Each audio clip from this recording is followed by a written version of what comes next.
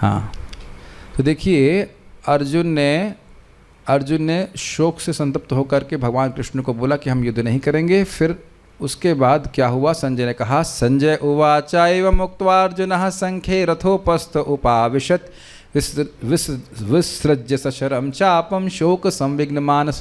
इस प्रकार से अर्जुन भगवान कृष्ण को बोल करके वह उस युद्ध में अपने रथ के ऊपर जो आसन था उसे बैठ गए और वह उनका मन शोक से सम्यक रूप से उद्विग्न था और उनने अपने बाण और धनुष त्याग दिए। यह देख करके या ये सुन करके धृतराष्ट्र बहुत खुश हो गया कि अर्जुन तो युद्ध नहीं करेंगे। ये उनकी बात को भांपते हुए अब संजय कह रहे हैं कि नहीं, उनके मित्र भगवान हैं और भगवान ने बोला। तो बोला क्या वो आगे कल देखेंगे। इतनी बात आज संजय की है कि संजय बोल रहे हैं कि नहीं, ऐसा नहीं है कि अर्जुन की सहायता के लिए अब कोई नहीं है। अर्जुन डिप्रेस हैं, लेकिन इसका अर्थ यह नहीं है कि वह उनकी सहायता के लिए कोई नहीं, उनकी सहायता के लिए स्वयं भगवान कृष्ण हैं। तो चलिए उसको हम बोलते हैं, बहुत सारी बातें सीखेंगे। माइक लीजिए। संजय उवाच तम तथा कृपयाविष्टम अश्रुपूर्णाकुलेक्षणम् विषिदन्तम् इदं वाक्यम् उवाच मधुसूदनः। संजय उवाच तम तथा कृपयाविष्टम् अश्रुपूर्णाकुलेक्षणम् अश्रुपूर्णाकुलेक्षणम् विषिदन्तमिदं वाक्यम् उवाच मधुसूदनः। तं तथा कृपयाविष्टम् अश्रुपूर्णाकुलेक्षणम् विषिदन्तमिदं वाक्यम् उवाच मधुसूदनः। संजय उवाच तं तथा कृपयाविष्टम् अश्रुपूर्णाकुलेक्षणम् विषिदन्तम् इदं वाक्यम् उवाच मधुसूदनः। अनुवाद। संजय ने कहा, करुणा से व्याप्त शोकयुक्त अश्रुपूरित नेत्रों वाले अर्जुन को देखकर मधुसूदन कृष्ण ने यह शब्द कहे। मधु नामक दैत्य को मारने वाले भगवान कृष्ण। संजय वाचा, संजय ने कहा, तथा उस प्रकार मतलब क्या स्थिति थी अर्जुन की। अर्जुन शोक से संविघ्न हो गए थे उनका मन, और वह बाण और धनुष को त्याग दिए थे और रथ के ऊपर स्थित जो आसन था उस पर बैठ गए थे। उस प्रकार कृपया आविष्टम, करुणा से अभिभूत। आविष्ट मतलब होता है आवेश हो जाना, यहाँ पे भर जाना से कहना, करुणा से भर जाना के कारण।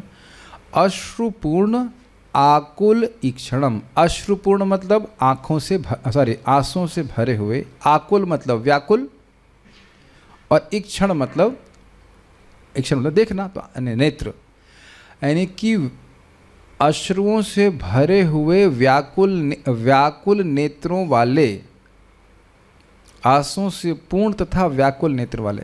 ये थोड़ा समझना होगा कि आंसू भर सकते हैं आँख में, कभी कभी हर्ष में भी आंसू आ जाते हैं। जब बच्चे का सिलेक्शन कहीं हो जाता है कंपटीशन में, तो माँ बिल्कुल रोने करके, लेकिन दुखी नहीं है वो, उसकी आँखों में आंसू है। मैं इसलिए बोलना चाह रहा हूँ कि हमेशा अगर आँखों में आंसू भर रहे हैं तो इसका अर्थ यह नहीं है कि व्यक्ति व्याकुल ही हो या दुखी ही हो। लेकिन यहाँ पे अर्जुन शोक संविघ्न मानस, पिछले श्लोक से लेना होगा, तो यहाँ वह शोकाकुल हैं। शब्द सुना है आपने, शोकाकुल, शोक से भरे हुए हैं। तो इसलिए दुखाई अर्थ लेना पड़ेगा कि इनकी आंखों में आंसू भरा हुआ है और वो व्याकुल हैं, परेशान हैं।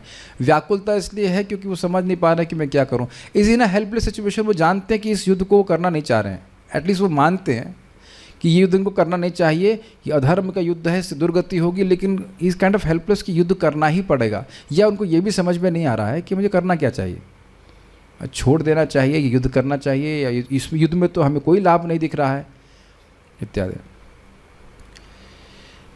विषिदंतम, विषाद युक्त, तम, उस अर्जुन को। मधुसूदन यानी भगवान मधुसूदन भगवान श्री कृष्ण ने इदम वाक्य ये वचन उवाचा कहा। ठीक है, कहाँ उवाचा दोबारा से आगे कैसे, अगर संजय उवाचा का उवाचा दत्त नहीं आ गया। ठीक है, तम तम मतलब उस अर्जुन को इसको दिखा रहे हैं। ठीक है, तथा उस प्रकार से कृपया आविष्टम जो कृपा के द्वारा आविष्ट अभिभूत हो गए थे उन अर्जुन को, और अश्रुपूर्णाकुलेक्षणम जिनकी आँखें आंसुओं से भरी थीं और व्याकुल थी, विषिदंतम जो शोक से ग्रसित थे, इदम वाक्यम यह वाक्य उवाच कहे। किसने कहे? मधुसूदन। ठीक है, गीता भूषण टीका। गीता के दूसरे अध्याय में भगवान 4 विषयों को बताते हैं। तो ये तो आप समझ रहे हैं, क्विज का क्वेश्चन आ ही गया। आत्मा का ज्ञान, आत्म साक्षात्कार का ज्ञान, ये 2 अलग अलग बातें हैं। हाँ, आप आत्मा हैं तो ठीक है, लेकिन यह कैसे अनुभूति करें कि आप आत्मा हो? सुनाई पड़ रहा है? ये 2 अलग अलग बातें हैं। अलग का मतलब भाई ये सुन लिया कि मैं आत्मा हूँ, तो सुन लेने से ये जिज्ञासा तो आएगी कि मैं कैसे अनुभूति करूँ कि मैं आत्मा हूँ। जब तक हम यही नहीं सुनेंगे कि हम आत्मा हैं और शरीर नहीं है तो जिज्ञासा होगी ही नहीं। तो वहाँ इसको बताएंगे और मैं आपको पूछूंगा इनमें, जब हम लोग क्लास में डिस्कशन करेंगे कि इन 4 टॉपिक्स में से वो कौन से टॉपिक है जो यहाँ गीता में भगवान बता रहे हैं, जब हम आगे श्लोकों को पढ़ेंगे। तो आत्मा का ज्ञान और उस आत्मा का साक्षात्कार कैसे किया जाए वह ज्ञान बता रहे हैं। 2 अलग, थोड़ा अलग अलग हैं ये ज्ञान। आप शुभजीत प्रभु आप क्या हैं? पुरुष हैं? या मैं पुरुष हूँ? हम लोग पुरुष स्त्री नहीं है, हम लोग आत्मा हैं। तो एक बात तो समझना चाहिए कि हम ये देह नहीं हैं। ठीक है,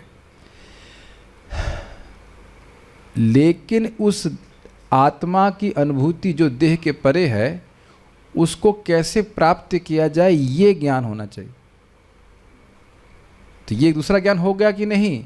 आपके पास आपके पिताजी ने आपके लिए बहुत धन छोड़ा है, अच्छी बात है, मालूम चल गया, अच्छी बात है ना?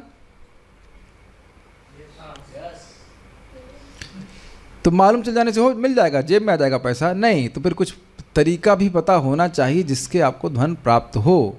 तो दोनों बातें बताई हैं। एक संबंध बता दिया कि तुम शरीर नहीं हो, और उसके बाद अभिधेय बता रहे हैं कि नहीं कैसे तुम ये अनुभूति कर पाओगे कि तुम आत्मा नहीं, तुम आत्मा हो, तुम शरीर नहीं हो। ठीक है, दोनों ज्ञान अलग अलग हैं थोड़े से। निष्काम कर्मयोग के बारे में बताया, और ये निष्काम कर्मयोग आत्म साक्षात्कार का एक मार्ग है, और स्थित प्रज्ञ की गुणों की वर्णन करेंगे। ये टॉपिक बहुत अच्छा है। मन कर रहा है कि शाम को भी गीता क्लास कर दे, इतना सुंदर ये अध्याय है, बहुत अच्छा है। You will never become satisfied in discussing. ये भगवत गीता का दूसरा अध्याय आपको बहुत अच्छा लगेगा, हमें पूरा विश्वास है कि बहुत अच्छा लगेगा, बहुत अच्छा है। ठीक है, चलिए आंख बंद करके स्मरण करें। आत्मा का ज्ञान, आत्म साक्षात्कार का ज्ञान, निष्काम कर्म योग और स्थित प्रज्ञ के गुण। जिसकी प्रज्ञा, जिसकी चेतना आत्मा में ही स्थित है, क्या सिम्टम है उसके? किम तद स्थित प्रज्ञस्य का भाषा समाधिस्तस्य केशवः स्थितधि किम प्रभाषेत की मासीत ब्रजेत किम। बहुत अच्छा श्लोक है और बहुत अच्छा लगेगा, उसमें शब्दों के अर्थ आप लोग बहुत सुख देने वाले हैं। अर्जुन के वैराग्य को सुनकर और अपने पुत्रों के राज्य अभ्रंश की आशा के कारण धृतराष्ट्र बहुत हर्षित हुए। यह देखकर संजय बोले तम तथा। समझने का प्रयास कीजिए। अर्जुन अब युद्ध से विरक्त हो गए, उन्हें युद्ध करना नहीं है। तो अब इधर तो मेन कठिनाई अर्जुन ही थे। जब अर्जुन ही युद्ध नहीं कर रहे हैं तो अपना तो रास्ता क्लियर है। होता है ना वो क्रिकेट में 2-3 जो बैट्समैन है वो उड़ गए, अरे अब तो वन साइडेड गेम हो गया है कि नहीं। कभी कभी ऐसा हो जाता है, उसको क्रैम्प्स आ जाते हैं, कुछ हो जाता है, वो रिटायर हर्ट हो जाता है। तो अब तो इधर अब कोई दिक्कत नहीं। तो हम कहते हैं we will route the match, बोलते हैं हम, वॉक ओवर, जीत लेंगे आराम से। और दूसरा क्या है, अपने पुत्रों के राज्य प्लस अभ्रंश। भ्रंश मतलब डिस्टर्ब कर देना, और अभ्रंश मतलब डिस्टर्ब नहीं करना। तो यानी कि हमारा राज्य निष्कंटक चलेगा, अब राज्य में कोई दिक्कत नहीं आएगी। तो यह इसकी आशा धृतराष्ट्र को बहुत बढ़ गई। ये सब समझ पा रहे हैं? तो यह समझ गए, संजय बहुत तेज है, संजय समझ गए। तो संजय अब बोल रहे हैं, तम उस अर्जुन को, तथा जो उस प्रकार से दुखी थे उनको मधुसूदन बोल रहे हैं। कुछ सुनाई पड़ रहा है? देखिए ध्वनित अर्थ पकड़ी तब आनंद आएगा। मधुसूदन ने बोला, जिन्होंने मधु नामक दैत्य को मारा है, तो अर्जुन के मन में ये जो डाउट आ रहे हैं उसको मार देंगे। वो समर्थ हैं, भगवान हैं, वो भगवान उनको बोले। जैसे मान लो कोई कहे कि भाई ये व्यक्ति बड़ा बीमार है, तो बड़े चिंतित हो जाएंगे, यहाँ बीमार है। अरे वो उस वैद्य के पास पहुँच गया, समझ में आ गया? अब समझ सोचिए कुछ हो जाएगा उनको। वैद्य इतने समर्थ हैं कि हर बीमारी को ठीक कर देंगे। तो ज़्यादा आशा मत लगाइए धृतराष्ट्र जी, ये कहने का आशा है। समझ में आया? ये तम तथा पे पूछा जाएगा अभी क्विज में। क्विज कब होती है आपको पता है ना? आज ही होने वाली है। ये तम तथा का ध्वनित अर्थ समझने का प्रयास कीजिए। ये सीधे नहीं दिख रहा है। हाँ, अर्जुन को बोले, ऐसा तो बोले तो ठीक है, लेकिन तम तथा कहने का आशय है कि भाई ये जो आपकी आशा है कि राज्य का भ्रंश नहीं होगा, राज्य आपके पास रहेगा, ये छोड़ दीजिए। और ये सोचना कि अर्जुन वैराग्य को धारण किए हुए हैं तो धारण किए रहेंगे, युद्ध नहीं करेंगे, ये भी छोड़ दीजिए। भगवान दोनों ही बातों को, आपकी ये आशा कि अर्जुन का वैराग्य बना रहेगा और युद्ध से, और आपके पुत्रों का राज्य बना रहेगा, दोनों ही आशा छोड़ दीजिए। इसलिए कह रहे तम तथा। लिंक कर पा रहे हैं? क्यों बोल रहे हैं तम तथा? अर्जुन यद्यपि अर्जुन को बोल रहे हैं, और जो इस प्रकार से शोकाकुल अर्जुन है उसको बोल रहे हैं, लेकिन बोल कौन रहा है? मधुसूदन बोल रहे हैं, जो बड़े बड़े दैत्यों को मारने में समर्थ है। मधुसूदन शब्द भगवान कृष्ण को इंगित करता है ही, नाम उनका है, क्योंकि वे मधु अर्थात माधुर्य को धारण करने वाले हैं, और इस कारण से वे अर्जुन के शोक को हर लेंगे। सूदन जरा समझने का प्रयास कीजिए। जैसे भगवान ने मधुसूदन, मधु नामक दैत्य को मारा था अपने बल से, ठीक है, अब यहाँ कह रहे हैं मधुसूदन, भगवान अपनी मधुरता से, भगवान अभी जब बोलेंगे तो मुस्कुराते हुए बोलेंगे। अब देखना कि हम तो हमेशा मुस्कुराते ही रहते हैं, और मुस्कुराते हुए, प्रहसन्निव भारता, मुस्कुराते हुए बोलेंगे। अच्छा, तो भगवान, स्वाभाविक सी बात है कि भगवान ने ही अज्ञान या वैराग्य जो है वो उससे अभिभूत किया था अर्जुन को, नहीं तो अर्जुन होने वाले नहीं थे। तो अब भगवान ही स्वयं इसको नष्ट कर देंगे अपनी मधुरता से। जैसे मैं एग्जांपल देता हूँ कि अभी मैं एक दवा खा रहा हूँ, बहुत सारी दवा खा रहा हूँ, उसमें तो एक दवा कड़वी है, 2 गोली, और उसके बाद 6 गोली मीठी है। तो आप जानते हैं कौन सी गोली पहले खाएंगे हम? कड़वी वाली। 2 गोली खा ली, उससे क्या मुँह खराब हो गया, उसका 6 गोली मीठी खा गई, तो मिठास से वो कड़वाहट समाप्त हो जाती है कि नहीं? यहाँ पे भी आप देखते हैं कहीं गलती से करेले की सब्जी ऐसे कुछ आ जाता है, या कुछ भी कड़वा पी लिया आपने, तो उसका मीठा वस्तु ग्रहण कर लेते हैं। तो अभी मोह का कड़वाहट अर्जुन अनुभव कर रहे हैं, शोक संविघ्न मानस, लेकिन भगवान अपने दिव्य वचन से, दिव्य वचनों के माधुर्य से अर्जुन का शोक नष्ट कर देंगे। और गीता के अंत में आप सुनते भी हैं, जो लोग पढ़ते हैं गीता वो जानते हैं कि नष्टो मोह स्मृतिर्लब्धा तत्प्रसादा मयाच्युत।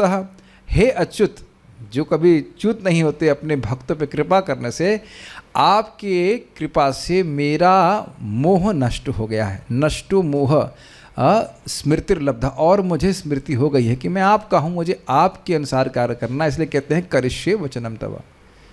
तो हम लोग गीता की बात जानते ही हैं। तो कहने का आशय यह है कि भगवान अपने माधुर्य से, तो माधुर्य का अर्थ समझना होगा, भगवान अपने रूप माधुर्य से नहीं, अगर देखा जाए विशेष रूप से, भगवान यहाँ अपने दिव्य ज्ञान के माधुर्य के द्वारा उसको नष्ट कर रहे हैं, उनके जो शोक है उसको नष्ट कर रहे हैं। क्या मधुसूदन शब्द का अर्थ समझ में आया? देखिए अलग अलग हुआ ना, मधु मतलब स्वीटनेस ही होता है, और सूदन मतलब मारना, तो स्वीटनेस से मारना, ऐसे आप पकड़ेंगे तो अर्थ नहीं समझ में आ रहा है। लेकिन वैसे देखिए कि जैसे मधु नामक असुर को भगवान मारे थे, बहुत शक्तिशाली था, मधु कैटब दऊ मारे, सुना होगा अपने घर में, तो मधु नामक दैत्य को भगवान मारे थे।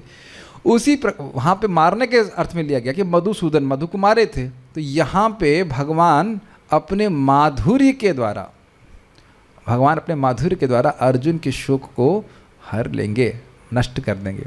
तो ये एक मधुसूदन का अर्थ है। तात्पर्य, भौतिक पदार्थों के प्रति करुणा। अच्छा, तम तथा नहीं समझ में आ रहा है? देखिए फिर से समझा देता हूँ। तथा का देखिए अर्थ होता है उस प्रकार, यथा तथा, यथा जिस प्रकार, तथा मतलब उस प्रकार। तो उस प्रकार के तम मतलब अर्जुन, उस प्रकार के अर्जुन को, किस प्रकार के अर्जुन को? शोक संविघ्न मानसा, जिनका मन शोक से संविघ्न था, और जिन्होंने बाण विसृज्य सशरम चापम, बाण और धनुष त्याग दिया था, जो अब बैठ गए थे डिप्रेस होकर के हम अब युद्ध नहीं कर पाएंगे इत्यादि, ऐसे अर्जुन को। और अश्रुपूर्णा कुलेक्षणम, जिनकी आंखों में आंखें व्याकुल थीं और आंसुओं से भरी हुई थी, सब जोड़ लीजिए इसमें। कृपया आविष्टम, जो कृपा से अभिभूत थे वह, और विषिदंतम, शोक से अभिभूत थे। तो ऐसे अर्जुन को वाच मधुसूदना, मधुसूदन भगवान ने बोला। तो ये कहने का आशय ये है कि भगवान, ये अर्जुन इस समय बहुत शोक से अभिभूत हैं, लेकिन मधुसूदन अपने माधुर्य के द्वारा शोक भगवान अर्जुन का हर लेंगे। तो ये जो धृतराष्ट्र की आशा थी कि मेरे पुत्रों का राज्य नहीं जाएगा और अर्जुन का वैराग्य इस प्रकार से बना रहेगा, ये क्या कहते हैं इसको, इसका कोई आधार नहीं है। ये थोड़ा सा कहते हैं ना, बातों को बहुत दूर से कनेक्ट करना पड़ेगा। पता नहीं समझ पा रहे कि नहीं, जब प्रश्नोत्तर करूंगा तो समझ में आएगा कि आप लोग क्या समझे, लेकिन मुझे लगता है समझ में आ रहा होगा। This is really nice. इस पे परम पूज्य वृंदावन चंद्र महाराज बड़ा अच्छा बात बोलते हैं कि देखिए, हम लोग ना लिटरेचर के स्टूडेंट नहीं हैं, हम इंजीनियरिंग के स्टूडेंट, सब इंटीग्रेशन डिसइंटीग्रेशन जो भी पढ़ते रहते हैं। लिटरेचर का स्टूडेंट होगा तो ध्वनित अर्थ और ये अर्थ और वो अर्थ, उसको पकड़ने में सुविधा होगी। It kind of makes you refined. Literature अगर आप पढ़ें तो सटल जिसे कहना चाहिए, परसेप्शन बढ़ने लगता है। तो ये थोड़ा रस आपको उस तरह से ग्रहण करना पड़ेगा। तो उम्मीद है कि तम तथा आपको समझ में आ रहा है। तम तथा का ध्वनित अर्थ क्या है, बाकी अभी क्विज में क्लियर हो जाएगा। तात्पर्य, भौतिक पदार्थों के प्रति करुणा, शोक तथा अश्रु, ये सब असली आत्मा को न जानने का लक्षण है। एक बहुत सीधी बात सोचिए, एक भक्त आज सुबह सुबह मैसेज किए, मेरी बेटी को अस्पताल ले जा रहे हैं, मैं बहुत चिंतित हूँ। ओके, चिंता करने से क्या हो जाएगा?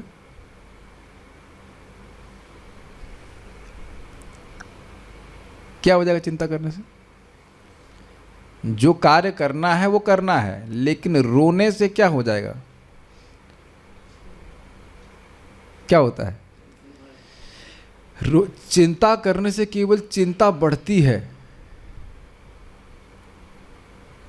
उसे सोल्यूशन कुछ नहीं होता। ये श्रीमद् भागवत में भगवान बोलते हैं, मूर्ख व्यक्ति केवल चिंता करता है, चिंता करने से कुछ नहीं होता। जैसे मान लीजिए जब इसमें क्या कहते हैं, जाम में फंस गए, वहाँ गाली देना शुरू कर दीजिए, तो गाली सुन करके क्या जाम खुल जाएगा आपका? ये शरीर में कष्ट है, या और भी हम लोग परेशानी जीवन में देखेंगे। जगत दुख का घर, आपको पता है ना सब बातें, और हम भी उसी में हैं। And suffering is for everyone, कोई छोड़ा नहीं जाएगा उसमें। तो अब इसमें अभिभूत होने का कारण क्या है कि मैं ये शरीर हूँ। ये बहुत प्रैक्टिकल बात प्रभुपाद जी आप बोल रहे हैं, हमको बहुत अच्छा तात्पर्य है प्रभुपाद जी का लग रहा है।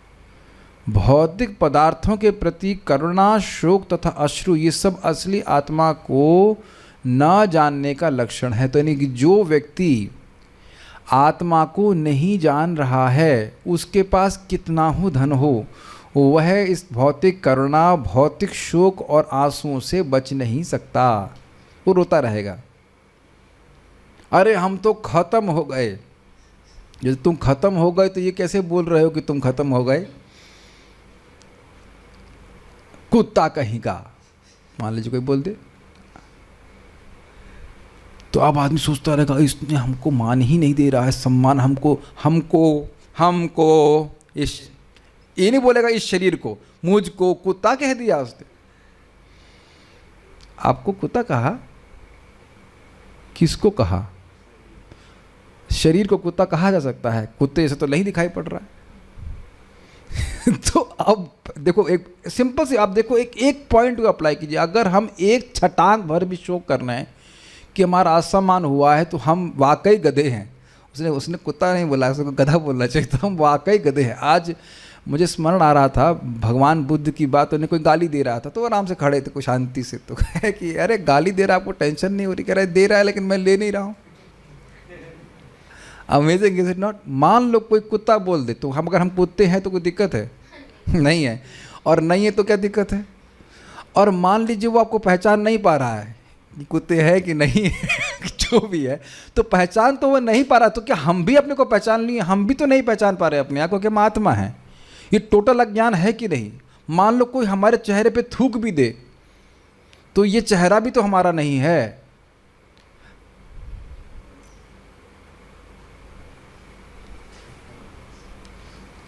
किसको कुत्ता बोला बताइए?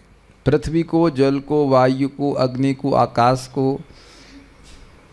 तो हम भी तो अज्ञान में हैं।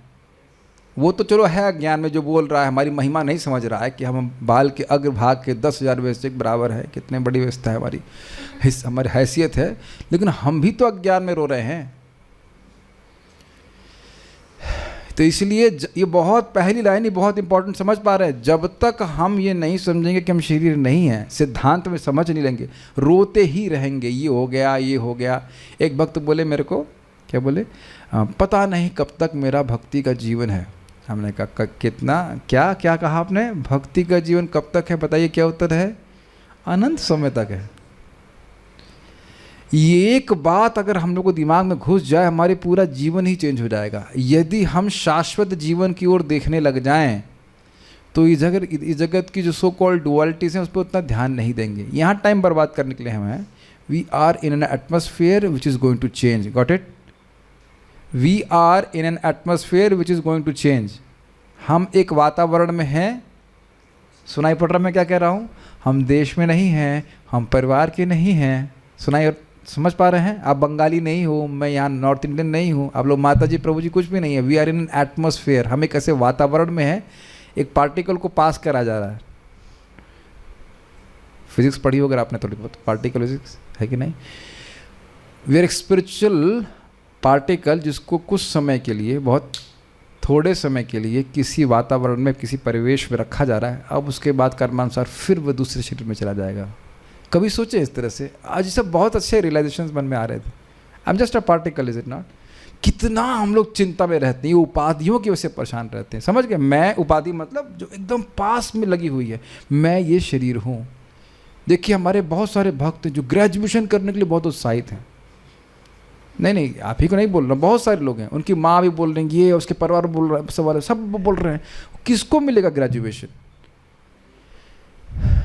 फिर शरीर को, पृथ्वी को, जल को, वायु को, अग्नि को, आकाश को, ये नंबर कम आ गए। ये टोटल अज्ञान है कि नहीं? और आप यह भी नहीं कह सकते कि सबका रोटी पानी भी चलेगा।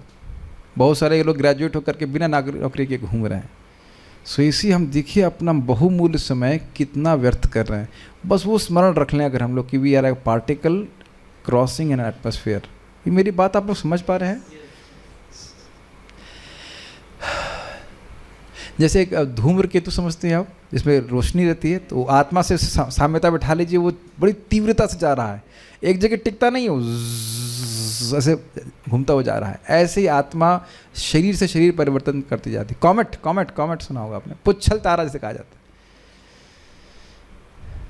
तो उसी तरह चमकदार आत्मा, फोटो देखे ना, विभिन्न शरीरों को धारण करते हुए जा रही है। हम बढ़ नहीं रहे हैं, हम कुछ नहीं हो रहे हैं, केवल शरीर को परिवर्तित हो, शरीर के परिवर्तन में बैठे हुए हैं। ये भी आप नहीं कह सकते कि हम शरीर परिवर्तित कर रहे हैं, क्योंकि हमारा सामर्थ्य नहीं है। अगर हम कर रहे होते तो हम रोक भी देते, नहीं हम कर भी नहीं रहे। प्रकृति कराती जा रही है, कराती जा रही है, कराती जा रही है, कराती जा रही है, और इसके लिए व्यक्ति रोता रहता है। शाश्वत आत्मा के प्रति करुणा ही आत्म साक्षात्कार है। अब इसका अर्थ क्या है? वाह क्या लाइन है! जो जीव भगवान का पार्षद होने के योग्य है, ऐसे नहीं, जो जीव की एकमात्र योग्यता यह है कि उसे भगवान का पार्षद होना चाहिए, असीमित सुख को भोगना चाहिए, वह इस सड़ने वाले शरीर में पड़ा हुआ है। अब समझ में आई करुणा? जैसे कोई बहुत पैसे वाला व्यक्ति होगा, उसके बच्चे को आप जमीन से कचरा खाता हुआ देखेंगे तो करुणा आएगी कि नहीं आएगी? बताइए। और यहाँ का कोई बहुत बड़ा राजा भी हो तो भी भगवान का पार्षद जो बनने की स्थिति है वो यहाँ के राजा का शरीर में भी स्टूल पास करना ही होता है। राजा का शरीर भी मलमूत्र से भरा होता है कि नहीं? उसके शरीर से भी दुर्गंध आती है। आप लोगों ने अनुभव किया होगा कि पसीना की दुर्गंध बहुत अधिक होती है। हो सकता है आप लोग अपने नहीं सोचते होंगे, लेकिन लेकिन कभी कभी जो व्यक्ति दूसरा पास से जाएगा तो महसूस करेगा कि ये दुर्गंध कहाँ से आ रही है। स्पेशली जो लोग अंट संट खाते हैं उनके शरीर में और दुर्गंध आ जाती है। हम इसको डिटेल में नहीं जानना चाहते क्या खाने से क्या होता है, लेकिन आप समझ रहे हैं जब हमारा ही शरीर दुर्गंध से युक्त है। पाउडर वाउडर तो सब लोग इस्तेमाल करते होंगे, है कि नहीं, छुपाने के लिए अपने शरीर के गुणों को, है कि नहीं, दुर्गुणों को। क्या ये समझ पा रहे हैं? शाश्वत आत्मा के प्रति करुणा ही आत्म साक्षात्कार है। कितनी बड़ी फजीहत आत्मा की है वो शाश्वत, भगवान के धाम में रहने योग्य, और कहाँ सड़ रहा है इस भौतिक जगत में, स्टेइंग इन रॉटिंग बॉडीज। अरे नारियल पानी भी थोड़ा सड़ जाता है तो उसे पीते नहीं हम लोग। नारियल पानी को रख दीजिए, उसमें से गैस बनने लगे, मेरे से हो चुका है इसलिए मैं देख रहा हूँ, उसमें थोड़ी गैस बनने लगती है तो ढक्कन हमने खोला, उसमें से गैस निकल लेता है, ये काम का नहीं, फेंक दो। और पेट में कितनी गैस होती है उसका क्या करेंगे आप? क्यों भाई, नारियल पानी आपने बोतल में डाला, उसमें से गैस बन रही, खराब हो गया, फेंक दो उसको। लेकिन जो पेट में गैस बन रही है उसका क्या करेंगे? इस समय भी ये है ना करुणा की बात। और उसके ऊपर भी दुख भोग रहा है जीव, आध्यात्मिक आदि भौतिक आदि दैविक, लगातार। इसका पैसा समाधान नहीं है, पैसे के द्वारा ये तीनों ताप नहीं रुकते। अगर कोई व्यक्ति इस इल्यूजन में है तो नहीं रुकते। पता नहीं आप लोग कभी ऐसा अनुभव है कि नहीं? मुझे स्मरण आ रहा था लखनऊ में जब हम लोग रहते थे उस समय लाइट बहुत कटती थी, तो मैं क्या करता था, कभी कभी छत पे चला जाता और मच्छरदानी लगाता और सोचता कि अब तो बढ़िया बढ़िया हवा आ रही है और अब हम सोएंगे आराम से। See how the condition soul plans. और उतने में मच्छरदानी हवा से उड़ जाती है हल्की सी और मच्छर घुस जाते हैं और पूरी रात खून पीते रहते हैं। और देख रहे हैं हम लोग खूब प्लानिंग करते हैं कि बस थोड़ा सा एडजस्ट कर ले। ये और करुणा का विषय है, ये और करुणा का विषय है कि जीव अपने स्वरूप को प्राप्त करने के लिए उत्साहित नहीं है, वो इस जगत में ए बी बी करके एडजस्ट करने का प्रयास करता है। थोड़ी कहानी सुनिए इसके ऊपर। दो आलसी थे और वह एक तंबू में सो रहे थे, तो तंबू में आग लग गई।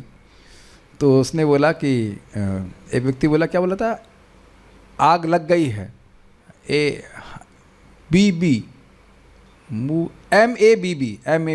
हाँ।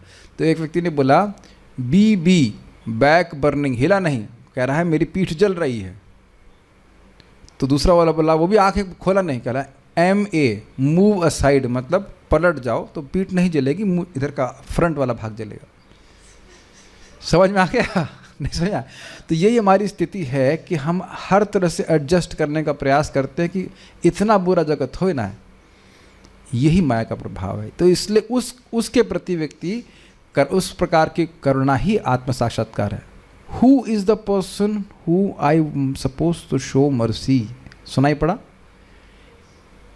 ये व्यक्ति की मैं कृपा करना चाहता हूँ। कौन व्यक्ति? ये जो आदि भौतिक रूप में आपको दिख रहा है। आपका स्वास्थ्य ठीक है? आपका किसका? उससे आगे आदमी सोचता नहीं है ना? शरीर में जरा सा कठिनाई आ जाए तो हजारों रुपए खर्च करने के लिए तैयार रहते हैं। आप सब लोग तैयार रहते हैं कि नहीं? और डॉक्टर क्या है, वैद्य क्या है, सब कुछ देखना, वैद्य साहब भी बताइए दवा कैसी लेनी, ठीक ठीक बताइए, सही से इलाज होना चाहिए। लेकिन आत्मा भौतिक या जन्म मृत्यु जरा व्याधि रूपी बीमारी से ग्रसित है, उसमें कोई टेंशन नहीं, उसको लेने का व्यक्ति को कोई आग्रह नहीं। ठीक है, ये हमको बहुत अच्छी लाइन लगी। समझ में आ रहा है? आत्मा के प्रति करुणा ही असली आत्म साक्षात्कार है। इस श्लोक में मधुसूदन शब्द महत्वपूर्ण है। कृष्ण ने मधु नामक असुर का वध किया था और अब अर्जुन चाह रहा था कि कृष्ण अज्ञान रूपी असुर का वध करें जिसने उसे कर्तव्य से विमुख कर रखा है। यद्यपि अर्जुन ने भगवान कृष्ण को यहाँ मधुसूदन नहीं कहा है। कौन कह रहा है मधुसूदन? संजय कह रहा है, ये समझते हुए कि अर्जुन का जो अज्ञान है भगवान नष्ट करने में पूरी तरह समर्थ है। यह कोई नहीं जानता कि करुणा का प्रयोग कहाँ होना चाहिए। डूबते हुए मनुष्य के वस्त्रों के लिए करुणा मूर्खता होगी। कितना सुंदर उदाहरण प्रभुपाद जी दे रहे हैं। मान लो कोई व्यक्ति डूब रहा हो और देख एक कुशल तैराक, कुशल और समर्थ तैराक वो जाए और उसका कोट लेकर के आ जाए, तो क्या पुरस्कार दिया जाएगा? आत्मनिवेदन प्रभु, कुछ इसमें निवेदन करना चाहिए, कुछ पुरस्कार मिलेगा उसको। कहते रहे हम बचा लाए भाई, बचा लाए। क्या बचा लाए? कोट बचा लाए हो। और वो आदमी डूब गया। अब ये उदाहरण बहुत ही गंभीर है, आप प्रैक्टिकल देखिए। इस जगत में बहुत सारे परोपकार के कार्य चलते हैं, है कि नहीं? एक भी कार्य क्या आत्मा के लिए है? एक भी कार्य, रोड बन रही हैं और बड़े बड़े अस्पताल बन रहे हैं तो शरीर के लिए ही बन रहे हैं ना। आत्मा का उससे क्या लाभ प्राप्त होगा? आत्मा तो भूखी ही रहेगी। जैसे मछली को पानी से बाहर निकाल करके बहुत सारे वातावरण में डाल दें, लेकिन जब तक मछली पानी में नहीं पहुंचेगी वह सुखी नहीं हो सकती। कल भी हम लोग श्रीमद् भागवत में सुन रहे थे, मनः प्रसीदति। भगवान विष्णु परम पद हैं, वो दिव्य है, उनका स्वरूप व्यक्तित्व दिव्य, उनका संपर्क प्राप्त करके ही आत्मा सुखी होगी, और उसके बारे में कोई नहीं बोल रहा। जैसे मान लो कोई व्यक्ति भूखा है तो आप क्या देंगे तुरंत उसको? सिगरेट, ऑक्सीजन मास्क, है ना? अगर कोई सिगरेट दे रहा है, ऑक्सीजन मास्क दे रहा है, जो या फूल माला पहनने के लिए सुंदर, तो क्या उससे उसकी भूख शांत हो जाएगी? टीवी देखने से जरूर हो जाएगी।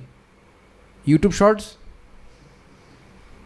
आप देखेंगे, कुछ भी देंगे वह असंतुष्ट ही बना रहेगा। बात बहुत सिंपल लग रही है, लेकिन जब तक भगवान की शरण जीव नहीं लेता वह दुखी ही रहेगा, चाहे वो स्वर्ग का इंद्र भी क्यों ना बन जाए।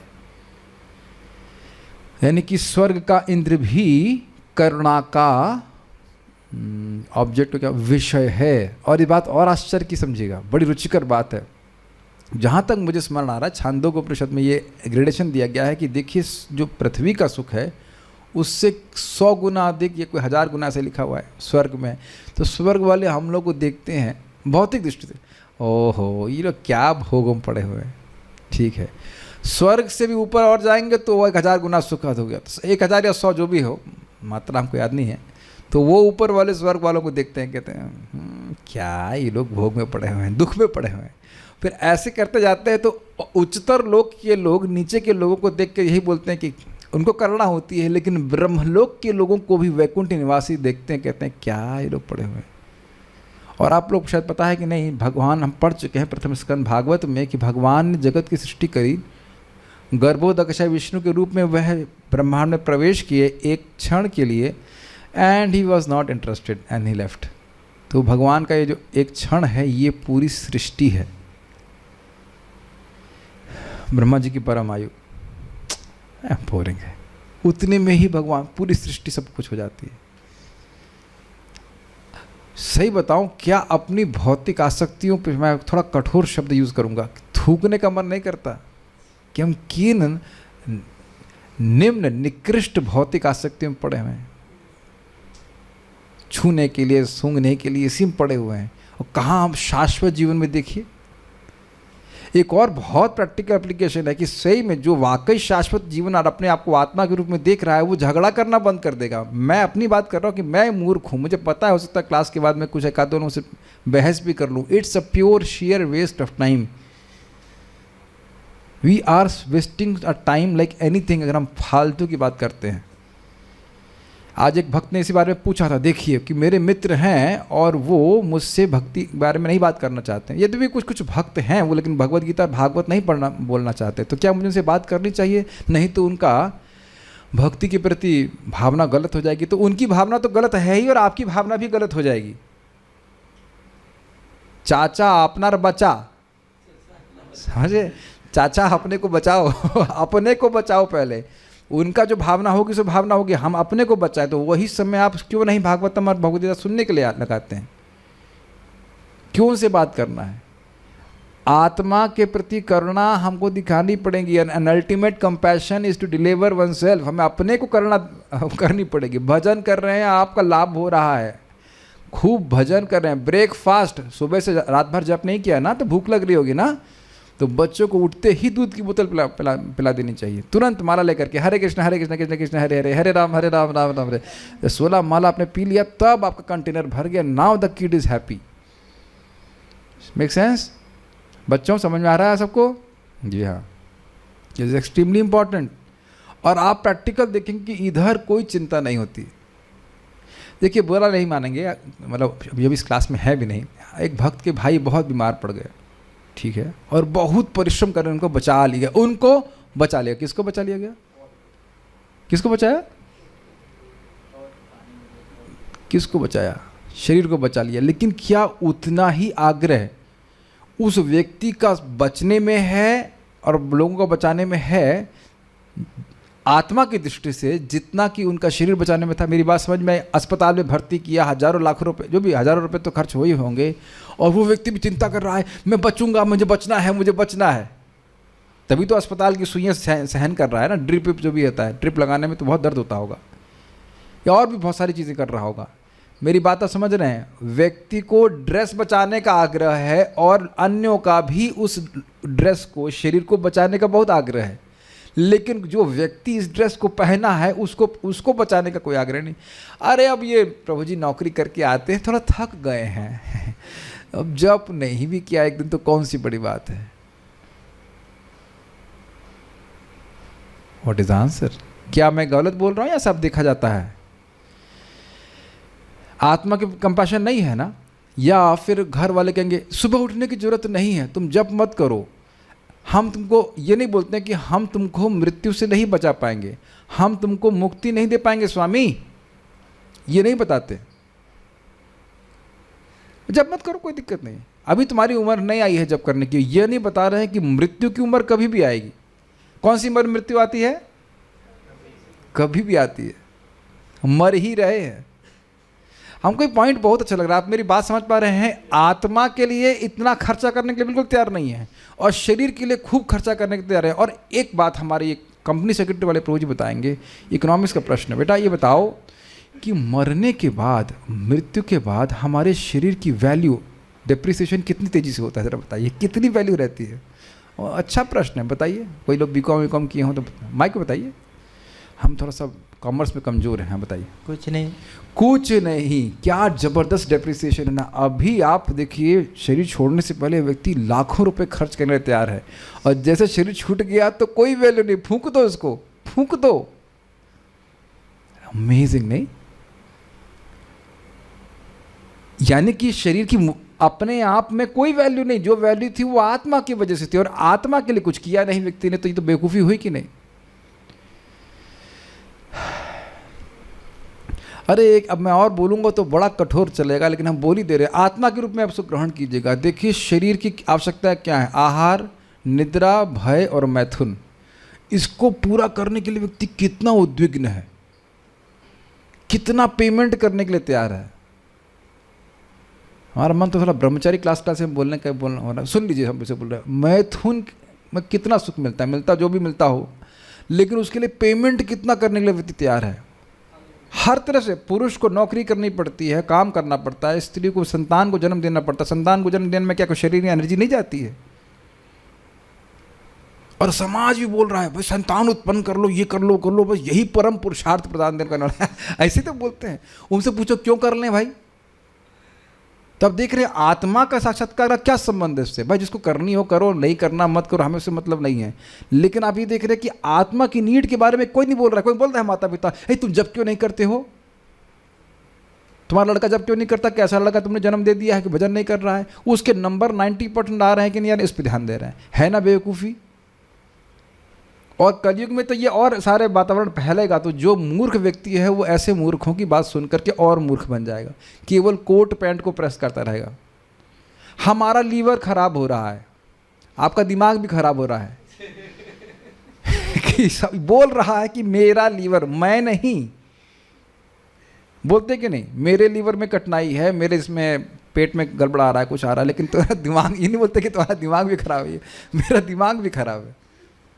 हमको इसमें बहुत क्रोध आता है। सही बता रहा है कि समाज इतना प्रेशर करता है आत्मा को, जिस आत्मा का इस समाज से कोई मतलब नहीं है, कि तुम ये करो, तुम वो करो, तुम ये करो। और जबकि भागवत क्या बोल रही है कि भाई बचपन से 5 साल की उम्र से ही भजन करो, पता नहीं कभी शरीर छूट जाए तुम्हारा। दुर्लभम मानुषम देहम तदपि अध्रुवम अर्थदम। और कुछ चीज़ तो करनी पड़ती है, खाना खाना पड़ता है और सोना भी पड़ता है, लेकिन उसको मिनिमाइज करके रखना चाहिए। और बाकी चीज़ें हम छोड़ दें तो बहुत अच्छा होगा। ध्यान दीजिएगा कि हम लोग रात में दरवाज़ा बंद करके क्यों सोते हैं? फियरिंग। मैं भी बंद करके सोता हूँ रात में कोई आ जाए, कुछ भी, फियरिंग। और एक एक पॉइंट कम करते रहना चाहिए। चौथा पॉइंट आप समझ ही गए, जितना हम चौथे पॉइंट से दूर रहेंगे, मेटिंग आदि से दूर रहेंगे, उतना आत्मा के रूप में भावना बढ़ जाती है। और जितना व्यक्ति मीटिंग में प्रवृत्त होता है, उतना ही भावना बढ़ जाती है कि मैं शरीर हूँ। पुंस स्त्रिय मैथुनी भावमितम तयोर मिथो हृदय ग्रंथि में आयु। बढ़ जाती है ग्रंथि, मानते हुए भी कि हम शरीर नहीं, हम आत्मा है, मान नहीं पाता, समझ नहीं पाता। इसीलिए सारे नियम आप देखेंगे गृहस्थ आश्रम में भी बहुत मिनिमाइज करके रखा, क्योंकि ये मानव जीवन बहुत बहुमूल्य है। मैथुन तो खूब कर लिया हमने, मैंने भी खूब करके आया हूँ, कोई व्यक्ति यहाँ छूटा नहीं है। अनादिकाल से करते ही तो आ रहे हैं इसको, उनसे नई बात कर रहे। We must realize, we must have this purity of life. धीरे धीरे करके फिर बातें समझ में आती। नहीं तो क्यों छोड़ा है बताइए राजाओं ने? क्या रानियां कम थी उनके पास, भरत महाराज के पास? क्यों छोड़ा है इस भोग को? ये भोग में जब तक व्यक्ति प्रवृत्त रहेगा, उसकी कभी आत्म साक्षात्कार नहीं हो सकता। It is impossible. ब्रह्मचारी व्रते सत्ता, भगवान आगे गीता में बोलेंगे, very very important.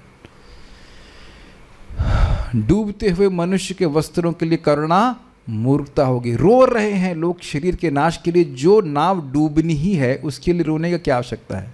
Make sense? जो नाव में छेद पहले से ही है, डूब ही रही है, और उसको डूबने से नहीं बचाया जा सकता, उसको रोकने का क्या मतलब? उसके लिए रोने का क्या मतलब है? मूर्खता है कि नहीं? और जिसका कभी नाश हो नहीं सकता, उसके लिए रोने की जरूरत है? सुनाई पड़ रहा है? ना सतो विद्यते भाव इत्यादि। बहुत अच्छा अध्याय है शोक को नाश करने के लिए। अज्ञान सागर में घिरे हुए मनुष्य को केवल उसके बाहरी पहनावे अर्थात स्थूल शरीर की रक्षा करके नहीं बचाया जा सकता। क्या कठिनाई है आत्मा की? बारंबार सूक्ष्म शरीर में भोग की वासनाओं के कारण बार बार जो स्थूल शरीर मिल रहा है, यही कठिनाई है। ध्यान से सुनिएगा, ये स्थूल शरीर दुख देने के लिए ही मिला है। Does it make sense? जैसे किसी कैदी को पकड़ लेते हैं तो टॉर्चर चैम्बर में लाया जाता है। समझते? टॉर्चर चैम्बर किस लिए? स्वागत करने के लिए, 3rd डिग्री का टॉर्चर देने के लिए। आसन्न क्लेश आहस देह, ये देह क्लेश देने के लिए ही है। अब मैं हाथ नहीं रेस करवाऊंगा। यहाँ कोई ऐसा व्यक्ति अभी है जिसको शरीर में अभी कोई कष्ट नहीं हो? ओके, सो यहाँ कोई हाथ नहीं खड़ा कर रहा है, और बाकी लोग भी कोई हाथ नहीं खड़ा कर रहे। चाहे युवा हो, चाहे कुछ ना कुछ कष्ट कठिनाई रोज ही होती है। और हम लोग इतने अभ्यस्त हो गए कि ये तो नॉर्मल है कि अब हम लोग डैश के डैश तो हैं ही, अब जानते हैं।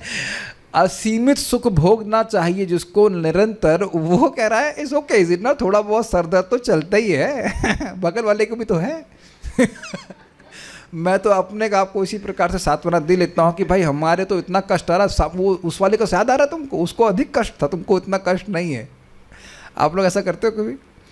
मान लो 100 बुखार है तो मैं स्मरण कर रहा हूँ, उसको तो अभी कुछ दिन पहले 104 था, मेरे को तो 100 ही है। इसी प्रकार से एडजस्ट कर चल रहा है। हम लोग मूर्ख है, डैश के डैश आप जानते हैं।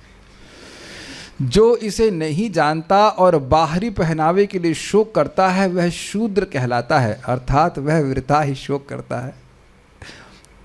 उनको इतनी हंसी आ रही है, वो एक भक्त सामने दिख रहे हैं, उनकी मासी ने उनको एक लैपटॉप दे दिया, तो उसके लिए वो जॉब करने लग गए 12 घंटे का।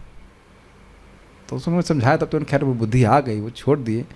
हमने कहा मौसी ने, माँ जैसी, माँ नहीं थी, माँ होती तो ऐसा नहीं बोलती, मासी ने आपको एक लैपटॉप दिया।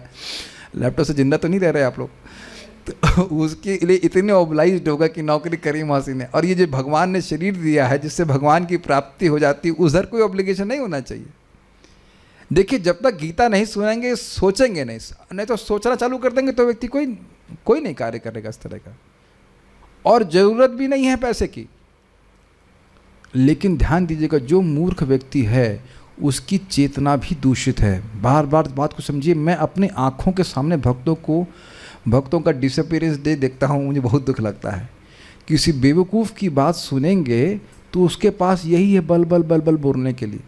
तुम्हारा क्या होगा, तुम्हारा तुम्हारा कौन मेरा, कौन देखेगा। तो उनसे पूछो पिछले जन्म में भी आप ही देख रहे थे उनसे पूछो कि क्या पिछले जन्म में भी आप ही देख रहे थे, और माँ के गर्भ में क्या माइक्रोस्कोप लगा के घुसे हुए थे बताइए कि ये बच्चा अंदर माँ के गर्भ में है, इसकी रक्षा मैं कर लूँ। ये मासी, चाची, ताऊ, ताई, सब ये सब बोलते हैं कि ना कैसे चलेगा कैसे चलेगा। मुझे हंसी आती है और स्मरण भी हो रहा है, परम पूज्य राधा गोविंद महाराज पढ़ते वढ़ते नहीं थे ज़्यादा, भागवत पढ़ते थे बचपन से ही, प्रखर बुद्धि थी। तो उनकी माँ को बड़ी चिंता थी कि जिए कैसे, जिएगा कैसे, और महाराज नहीं जी गए। बताइए, महाराज कहते हैं बड़े आराम से जी गए। एक और साधु कह रहे थे अरे 2 छटाक का भजन नहीं करते हैं, और समझ रहे हैं 2 छटाक के बराबर भजन नहीं करते हैं, दैन्यता में बोल रहे थे, और 3 टाइम खाने को मिल रहा है। ये सब स्थिति है। नहीं कैसे चलेगा कैसे चलेगा कैसे चलेगा, ऐसे शोक करता रहता है। जो इसे नहीं जानता और बाहरी पहनावे के लिए शोक करता है वह शूद्र कहलाता है, अर्थात वह वृथा ही शोक करता है। अमेजिंग ना। और आप देखिएगा, बुरा नहीं मानिएगा, भले ही आप किसी भी जाति के हों, ठाकुर हों, चाहे वो ब्राह्मण हों, चाहे वो वैश्य हों, चाहे शूद्र हों, चाहे कोई भी हों, सभी समय शूद्र ही हैं। उनकी बुद्धि उससे ऊपर कहीं जाती नहीं है। तो देखिए, ठीक है, जो शरीर चलाने के लिए आवश्यक है वो तो करना चाहिए, लेकिन शरीर चलाने के लिए हम कर रहे हैं, सुनाई पड़ रहा है। लेकिन ये नहीं भूलना चाहिए कि हम शरीर चला क्यों रहे हैं। That will be a major mistake,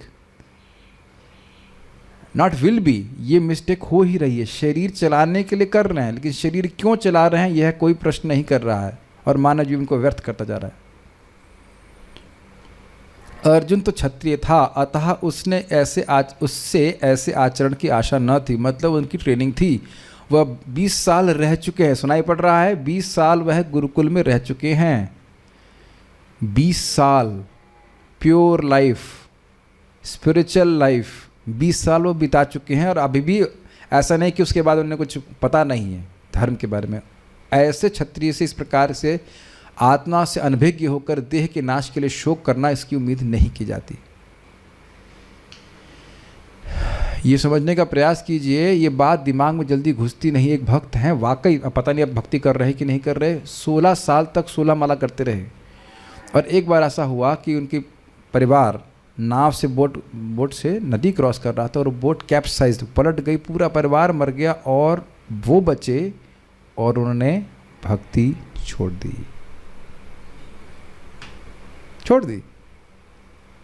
तो दिमाग में भक्ति के घुसता नहीं है ये तत्व ज्ञान। पहली बात तो कोई मर रहा नहीं है, कोई नहीं मर रहा है। किसी के पिताजी बाबा जी मरे हैं? कोई नहीं मर रहा है, केवल देह का परिवर्तन हो रहा है। तो जो अवश्यम भावी कार्य है उसकी वजह से जो होना ही है, जब शरीर छूटना ही है, तो उसके लिए व्यक्ति को अपने कर्तव्य नहीं भूलने चाहिए। Make sense? लेकिन अर्जुन इस समय परेशान हो रहे हैं। किंतु भगवान कृष्ण अज्ञानी पुरुष के शोक को विनष्ट कर सकते हैं, और इसी उद्देश्य से उन्होंने भगवत गीता का उपदेश दिया। ये अज्ञानी पुरुष कौन है? हाँ, वेरी गुड आंसर। अज्ञानी पुरुष अर्जुन नहीं है, वो तो भगवान के पार्षद हैं। उनको निमित्त बनाकर भगवान ने हम सबके शोक को नष्ट करने के लिए गीता का उपदेश दिया। जो भी सुनेगा भगवत गीता का उपदेश निश्चित रूप से उसका शोक नष्ट होगा। यह अध्याय हमें भौतिक शरीर तथा आत्मा के वैश्लेषिक अध्ययन द्वारा आत्म साक्षात्कार का उपदेश देता है। प्रभुपाद ने सबको जोड़ दिया कि नहीं, आत्मा का ज्ञान, आत्म साक्षात्कार का ज्ञान, कि आत्मा की अनुभूति कैसे कर सकते हैं बताते हैं। वैश्लेषिक मतलब एनालिटिकल स्टडी। क्या आप नाक हैं? नहीं, मैं नाक नहीं हूँ। क्या मैं कान हूँ? मैं कान नहीं हूँ। इस प्रकार से न इति करके सांख्य के द्वारा बताते हैं कि आत्मा किस प्रकार से शरीर से भिन्न है, और उसका साक्षात्कार कैसे होगा वह भी बताएंगे भगवान, जिसकी व्याख्या परम अधिकारी भगवान कृष्ण द्वारा की गई। परम अधिकारी क्यों है? उनको अधिकार कौन दिया? समझ में आ गया? परम अधिकारी मतलब वो अधिकार उनके पास खुद से है, वो स्वराट हैं, दूसरे व्यक्ति से उनको अधिकार लेने की जरूरत नहीं है। भगवान का ज्ञान स्वतः सिद्ध है। जैसे मान लीजिए कोई नया व्यक्ति आएगा तो मैं उसको देख करके उसका नाम नहीं जान लूँगा, पूछना पड़ेगा। लेकिन भगवान का ऐसा सामर्थ्य है कि बस देख करके ही ज्ञान प्राप्त कर लेते हैं। अच्छा ठीक, हाँ ठीक, खाया? हाँ, उसने नहीं खाया। जो भी है, खाया नहीं खाया, पुरानी हिस्ट्री, वेदाम समतीतानि वर्तमानानि चार्जुना भविष्याणि च भूतानि माम तो वेद न कश्चन। भगवान सब कुछ जानने वाले हैं। तो ये भगवान ठीक ठीक ज्ञान के संबंध में बहुत सुंदर बात है। देखिए, कुछ लोगों को ज्ञान होता नहीं और बोलते हैं, ये इंटरेस्टिंग है। ज्ञान नहीं होता है लेकिन बोलने में बहुत एक्सपर्ट होते हैं। कुछ लोगों को ज्ञान होता है लेकिन समझा नहीं पाते, है कि नहीं? और भगवान क्या है? असीमित ज्ञान और ऐसी असीमित क्षमता कि क्या बोलने से इसको समझ में आ जाएगा। ये अद्भुत है भगवान इसमें। एक बात समझिए, भगवान शोक नाश करने के लिए ही गीता बोल रहे हैं। प्लीज़ इस बात को जैसे मैं बोल रहा हूँ सुनने का प्रयास कीजिए। भगवान एक ऐसे वैद्य हैं जिनको बीमारी का इलाज एकदम ठीक पता है। जैसे मेरे को भी कुछ प्रॉब्लम है, कॉम्प्लिकेशन है, तो अब एक दवा ट्राई किया, वो काम नहीं कर रहा, दूसरी दवा ट्राई किया, तो यानी कि वो दवा अभी एग्जैक्ट नहीं मालूम चल रही जिससे बीमारी समाप्त हो। ऐसा हुआ आप लोगों के संग कि बीमारी जो है समझ नहीं आ रही, लेकिन भगवान कैसे वैद्य हैं? वो तो सर्वज्ञ हैं, वो जानते हैं कि, सुनाई पड़ रहा है, जानते हैं कि जीव का शोक का मूल कारण क्या है और उसको कैसे निवृत्त किया जा सकता है। एग्जैक्टली जानते हैं, इसलिए वो एक अक्षर भी ऐसा नहीं बोलेंगे जिससे हमारा शोक बढ़ जाए। भगवद गीता का एक एक अक्षर हमारे शोक को कम करने वाला है। तो क्या हमें सुनना चाहिए? यस। यह साक्षात्कार तभी संभव है जब मनुष्य निष्काम भाव से कर्म करे और आत्मबोध को प्राप्त हो। प्रभुपाद जी ने वो चारों पॉइंट ले लिए। वैश्लेषिक यानी आत्मा का ज्ञान, आत्म साक्षात्कार का ज्ञान, निष्काम कर्म और आत्मबोध को प्राप्त हो अर्थात स्थितप्रज्ञ की व्याख्या। देख रहे हैं कि गीता भूषण पढ़ने से आपको प्रभुपाद जी के तात्पर्य और स्पष्ट रूप से समझ में आ रहा है। ओके, तो उम्मीद है कि आप लोग को ये श्लोक समझ में आया होगा। अब हम लोग प्रश्नोत्तर करेंगे कुछ आत्माओं से। कुछ कमेंट्स हैं क्या यहाँ पे? जॉब भी करो नहीं तो लोग क्या कहेंगे, शादी कैसे होगी? और शादी नहीं होगी तो आत्म साक्षात्कार तो गया पानी में है कि नहीं? शादी नहीं होगी तो भगवान भी आपको रिजेक्ट कर देंगे कि तुम्हारी शादी नहीं हुई है, अब तुम मेरी भक्ति करने के योग्य बिल्कुल नहीं हो। ठीक है कि नहीं? वैसे अगर इसमें कोई डाउट हो तो आप भागवत पढ़ लेना, भागवत कैसे धुलाई करता है गृहस्थ आश्रम की, वो आप देख लीजिएगा। लेकिन ये बहुत महत्वपूर्ण चीज़ें हैं, इस पर ध्यान रखना होगा। देखिए, ये सब बातों के लिए आप समाज को अपने साथ में नहीं ले सकते। जो व्यक्ति आत्म साक्षात्कार के लिए आगे बढ़ रहा है उसका साथ समाज नहीं देगा। भक्त जो आत्म साक्षात्कारी लोग हैं उनका समाज साथ देगा, लेकिन कहो कि जनरल आदमी आपको सहायता करे तो ना होने वाला नहीं। कभी आप कहो कि भीड़ लेकर के आप भजन करने वाले, वो नहीं होगा। भीड़ तो भजन करने भी नहीं देगी। Okay okay, just one second. Question, हम ये प्रश्न क्यों नहीं करते कि हम ये शरीर क्यों चला रहे हैं? क्योंकि हम ये मान रहे हैं कि हम ही शरीर है। मोटरसाइकिल पे बैठते तो जानते हैं कि मैं मोटरसाइकिल नहीं हूँ, तो इसलिए प्रश्न करते हैं कि इस मोटरसाइकिल से कहाँ जा रहे हैं। अगर हम ये मानने लगे कि मोटरसाइकिल में पेट्रोल डाला जा रहा है, हा क्या फीस्ट खाने को मिल रहा है, तो ये टोटल अज्ञान हो गया कि नहीं? मान लो चमका रहे हैं और मोटरसाइकिल पे लिपस्टिक लगा रहे हैं तो माता जी लोग, आप लोग खैर नहीं लगा रहे हैं, लेकिन वैसे बोल रहा हूँ कि जो लगा रहे हैं, अब वो डैश के डैश है कि नहीं, भर लीजिएगा उसमें। What do you think? Lipstick लगाना, किसी को देखो कि मेरी मोटरसाइकिल तो स्त्री हुई ना, स्त्रीवाचक हुई ना, मेरी मोटरसाइकिल बोलते ना, मेरा नहीं बोलते हैं, मेरी मोटरसाइकिल, तो उस पर वह स्त्रीवाचक लिपस्टिक लगाए तो क्या तो ये बेवकूफ़ी कही जाएगी कि नहीं? ये केवल शरीर, मैं शरीर हूँ, इस भावना को बढ़ाने वाला है। आप ये भी देखना कि पुराने अपने ही पुराने कपड़े पहनते हैं ना, तो शरीर की चेतना में नहीं रहते उतना, लेकिन नया ड्रेस आते ही, न्यू ड्रेस आते ही सब लोग मेरे देख रहे हैं कि नहीं देख रहे? मेरे को मतलब ये नहीं सोचते कि मेरे को मतलब शरीर को। Anyways like this.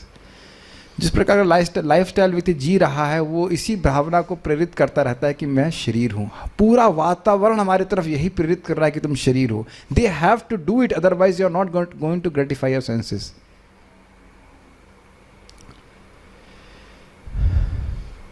आजकल प्रभु जी लोग भी भक्त अपने को चमकाते हैं। तो भक्तों को अपने को चमकाना है, यस, लेकिन किसको चमकाना है? चेतना को चमकाना है। तद ध्यान उद्रिक्त या भक्त्या, भगवान के ऊपर ध्यान करने से भक्ति बढ़ती है और बुद्धि चमकती है। चेतो दर्पण मार्जनम, तो चमकाने का कार्य तो करना ही है, लेकिन चित्त रूपी दर्पण को चमकाना है, इस शरीर को नहीं चमकाना है। नेक्स्ट, एनी अदर कमेंट्स विच बी डाइवर्टेड टुवर्ड्स आत्मा? ठीक है, नहीं। शादी की बात करेंगे तो शादी भी करनी है, मैं भी शादी के चक्कर में हूँ। मैं सोच रहा हूँ कि मेरी मती की शादी भगवान कृष्ण से हो जाए तो अभी बात चल रही है, रिश्ता चल रहा है। भगवान कह रहे ठीक है शादी कर तो लेता है, लेकिन मैंने मति भी दूषित है, मैं मति को पतिव्रता बनाने का ट्रेनिंग दे रहा हूँ। ये कहाँ कौन बोल रहा है? ये एक और ब्रह्मचारी भीष्मदेव बोलते हैं, इति मति रूप कल्पिता वितृष्णा इत्यादि। तो मैं अपनी मति को उपकर भगवान से शादी करवा रहा हूँ हम भी फेरे में हैं शादी की, कोई दिक्कत नहीं, अभी हुई नहीं पूरी तरह से। मति भगवान में लग जाए तो अच्छा रहे। चलिए लेट्स स्टार्ट नाउ। पूरा दिन, मेरा तो कभी भी मन करता है पूरा दिन बस यही होना चाहिए, डिस्कशन भागवतम भगवद गीता, थोड़ा रेस्ट, उसके बाद फिर प्रसाद, उसके बाद फिर Gita Bhagavat. It really makes me very happy. इससे पहले हम कुछ चेक करना चाहेंगे। Let's see if we can hear the devotees here.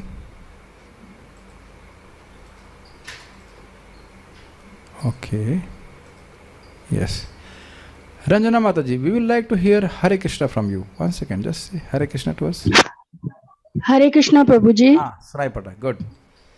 Gita Bhushan टीका, दूसरे अध्याय में भगवान किन किन विषयों का वर्णन करेंगे? Okay, somebody is raising hand. Janaki माता जी, वर्षा माता जी, अमल, हम खाली प्रभु जी लोग से पूछेंगे, ठीक है? अमल कृष्ण प्रभु, जेंडर बायस, यस प्लीज। हरे कृष्णा, दूसरे अध्याय में भगवान आत्मा का ज्ञान के बारे में बताएंगे, फिर आत्म साक्षात्कार के ज्ञान के बारे में बताएंगे, तीसरा निष्काम कर्म के बारे में बताएंगे, और चौथा जो व्यक्ति स्थित प्रज्ञ है उसके क्या गुण है उसके बारे में बताएंगे। वाओ, गुड आत्मा, वेरी नाइस। मेरी प्यारी आत्माओं, अब हम नेक्स्ट क्वेश्चन पूछते हैं। संजय का तम तथा शब्द प्रयोग से क्या आशय है? This is a good one, Tanisha माता ji. And next question is going to Janaki माता जी। हरे कृष्णा। बहुत दूर है बेचारे इनको। हाँ। प्रभु जी, इसमें तम से वो कह रहे हैं उन अर्जुन को, और तथा से उस प्रकार से। तो वह अर्जुन जो कि कृपा के द्वारा आविष्ट हो गए थे, जो शोक से अभिभूत या ग्रसित थे, एवं अब जिनकी आंखों में अश्रु थे, उनको मधुसूदन ने बोला। और संजय ये भी कह रहे हैं कि धृतराष्ट्र को कह रहे हैं कि ये जो आपकी आशा है कि अर्जुन वैराग्य की तरफ चले, वैराग्य हो जाएगा अर्जुन को और वे युद्ध नहीं करेंगे, ये छोड़ दीजिए, क्योंकि भगवान जो है वो मधुसूदन है, यानी कि माधुर्य को धारण करने वाले हैं, और इस कारण से जो अर्जुन का शोक है वह उसे भी शोक भी हर लेंगे, दूर कर देंगे। You all are becoming too smart. No mistake. Very good. Madhusudan शब्द क्या इंगित करता है एवं इसका क्या अर्थ है? जानकी माता जी, आप लोग पता नहीं घबराहट तो नहीं, हमको सही ये प्रश्नों का, देखिए आप एक चीज देख रहे हैं कि इन प्रश्नों का उत्तर आप तैयार करते हैं तो किसका स्मरण होता है? भगवान का स्मरण होता है। Actually is very delightful to even just hear the answer. Answer तो मुझे भी पता ही है, लेकिन जस्ट हियर द आंसर्स वी मनो आत्मा प्रसिद्ध, आत्मा को प्रसन्न करता है भगवान के बारे में प्रश्नोत्तर। Yes please go ahead. Prabhu ji, इसमें बताया गया था कि मधुसूदन अर्थात जिन्होंने मधु नामक दैत्य का वध किया था एवं जो माधुर्य को धारण करते हैं। तो अर्जुन यहाँ चाह रहे हैं कि भगवान अपने दिव्य ज्ञान रूपी मधुरता से उनके शोक रूपी अज्ञान रूपी जो राक्षस है उसका वध कर दे और वह अपने कर्तव्य को कर सके, ऐसी शक्ति उन्हें दे ताकि वो युद्ध कर सके, जो उनके लिए सही है वह कर सके। अर्जुन चाह रहे हैं ना? ये श्लोक कौन बोल रहा है? संजय कह रहे हैं कि क्योंकि भगवान उनकी तरफ है, मधुसूदन उनकी तरफ है, तो वह उनका ये जो शोक है वो नष्ट कर ही देंगे। देखा, अब सही बोला आपने। अर्जुन अभी कुछ नहीं बोल रहे हैं क्योंकि अर्जुन ने मधुसूदन शब्द का प्रयोग भगवान के लिए नहीं किया है। Very good. सी, आप देख रहे हैं ये होता है कि आप कभी एक अंडरस्टैंडिंग ले रहे हैं और फिर वो अंडरस्टैंडिंग थोड़ा सा मिस्टेक, लेकिन अर्थ बिल्कुल अलग हो जाएगा। आज शाम की, अभी हम शाम को दिखाएंगे, हमने कल जो अन्वय किया था भागवत का वो मिस्टेक था उसमें, तो वो मैंने ठीक कर दिया, उस टेक्स्ट में ठीक कर दिया, फिर से वापस बताऊंगा। अर्थ अलग चला जाता है, कोई बात नहीं, गुड। डिस्कशंस में हमेशा कुछ हमारी मिस्टेक होगी तो समझ में आ जाएगी। अब समझ में आ गया, ये मधुसूदन संजय बोल रहे हैं, अर्जुन नहीं बोल रहे हैं। तो अभी अर्जुन कुछ नहीं बोल रहे हैं कि मुझे युद्ध करने की शक्ति दीजिए। क्या बोला है अभी तक? बैठ गए हैं चुपचाप और बाण त्याग दिए हैं। अभी अर्जुन इस समय, इस श्लोक तक अर्जुन ने कुछ नहीं बोला है। अर्जुन को भगवान बोलेंगे, ये लिखा ना उवाच मधुसूदन, ठीक है, गुड। गीता भूषण टीका के अनुसार धृतराष्ट्र के हर्षित होने का क्या कारण था? साधना माता जी। हरे कृष्णा प्रभु जी। प्रभु जी, जब संजय ने धृतराष्ट्र को बताया कि अर्जुन में वैराग उत्पन्न हो गया, वो युद्ध नहीं करेगा, तो बहुत ज्यादा खुश हो गए और उन्होंने सोचा मेरे पुत्रों का राज अब निष्कंटक चलना है, अब कोई प्रॉब्लम नहीं। वेरी गुड, आप भी खुश हो रही हैं, क्या बात है, धृतराष्ट्र की पार्टी में है आप। आत्मा से अनभिज्ञता के क्या लक्षण है? अनभिज्ञता मतलब नहीं जानना, एवं आत्म साक्षात्कार क्या है? इधर बताइए, रूम के डिवोटीज को बताना चाहेंगे। Vipin Prabhu, you want to try? Okay, chance. भौतिक पदार्थों के प्रति शोक, करुणा और अश्रु, वेरी गुड, ये सब असली आत्मा। हाँ, ये कि अगर कोई रो रहा है मेरे बाप मर गया, तो उसको समझना चाहिए कि वो आत्मा को बिल्कुल नहीं समझ रहा है। या जैसे मैंने बताया ना, एक बार मैं नेहरू प्लेस में था, एक व्यक्ति एकदम पकड़ लिया मेरे को, बोला मैं बड़े दुख में हूँ। मैंने कहा दुख में है तो हम मेरे से क्यों मैं कुछ सामान खरीदने, just out of the blue कपड़ा देख करके, क्या दुख है? कहते पत्नी भाग गई। तो मैंने दुख दुख है, नेक्स्ट, इज इट नॉट? तो ये तो कोई दुख की बात ऐसे नहीं है, देखा गया है। ये तो चलो पता नहीं वो भक्त था कि नहीं भक्त था। हमने यहाँ पे वृंदावन में व्यक्ति आए हुए थे, उनका वर्क फ्रॉम होम चल रहा था, वही चिंता कर रहे हैं, उनकी पत्नी भी छोड़ के भाग गई है, अरे मान जाओ ना, ये ना कर लो, वो करना है। ये आसक्ति के व्यक्ति कारण रोता ही रहता है, रोएगा ही। आप देख लीजिएगा, जो व्यक्ति शरीर की चेतना में रहेगा वो रोएगा ही। जैसे मैं अपनी माँ को बोला था, मरना है तो आज मर जाइए, बुरा बीमार मत पड़िएगा।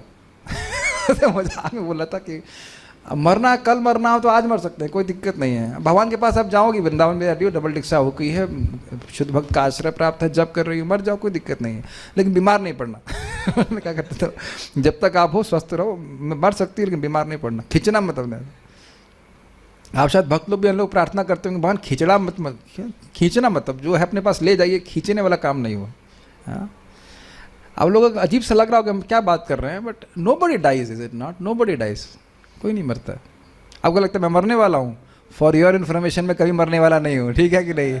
और आप लोग भी मरने वाले नहीं हैं, ठीक है कि नहीं? ओके, भूत बनकर भी गीता क्लास देंगे हम। ब्रह्मभूत। ओके, आत्म साक्षात्कार क्या है इसको बताइए। यू वांट टू से कृष्णलाल माता जी? यस, हमको सबसे बात पता क्या लगती है, when we relate with each other as souls, we don't want to exploit each other, we want to come together and remember Krishna, this is best. ऐसे संबंध बड़े अच्छे होते हैं। बोलिए। शाश्वत आत्मा के प्रति करुणा ही आत्म साक्षात्कार है। आत्म साक्षात्कार, आत्मा को साक्षात देखना, क्योंकि आत्मा जो है वो असीमित सुख का मतलब योग्य है, और वो इधर दुख भोग रही है, उस सुख से वंचित होना ही दुख है। एक बात सोचिए, बहुत इंटरेस्टिंग है। मान लीजिए अभिषेक प्रभु, अमोकदीप प्रभु को बुखार होता है, तो मैं देख रहा हूँ उनके कुर्ते और धोती को, लेकिन मैं उधर नहीं ध्यान दे रहा हूँ, अरे इनको दवा देनी है। Are you getting it? Are you getting this point? देख रहे हैं ना, कपड़ा देख रहे हैं कि हाँ भाई कपड़ा में अब सफाई है या नहीं, उधर ध्यान नहीं देते हैं। उस व्यक्ति को बचाना है, शरीर को पहचान कर लेते, तो अब उसके नेक्स्ट लेवल जाइए। और एक और बात मैं बताना चाह रहा हूँ, हम लोग स्थूल शरीर के प्रति भी करुणा करते हैं और सूक्ष्म शरीर के प्रति भी। Make sense? उसका मन अच्छा लगना चाहिए, उसे बुरा नहीं लगना चाहिए। प्रचारक है ना, मीठी मीठी बातें बोलो, उसको मीठी गोलियां देते रहो, कुछ कड़वा नहीं बोलो, तो उसके मन ऐसे मतलब लगेगा ये चीयर अप प्रभु, cheer up and this and that, लेकिन सत्य मत बोलो। उनको तपस्या करने की ट्रेनिंग मत दो, लूलू बना के रखो।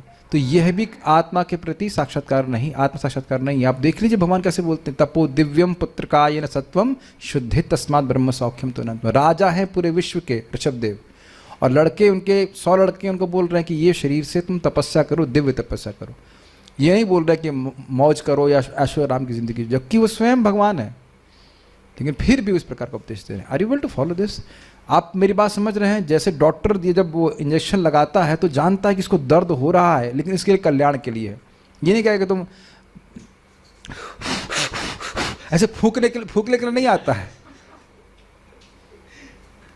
And there are some people who want to be cured. They are serious. They want to be cured. They don't want to be lulus. कि 20 साल हो गए और कुछ भी नहीं बताया और कुछ नहीं किया और कुछ हाँ बस हाँ हम ये डिवोटी हो गए, स्टैंप लग गया, इससे नहीं होता है। समझ पा रहे हैं? We want that happiness of Krishna consciousness और it's price has to be paid. इंद्रियों को संयमित के बिना कैसे हो पाएगा बताइए? लूलू बन करके हम भगवान की भक्ति में आगे प्रगति कैसे करेंगे?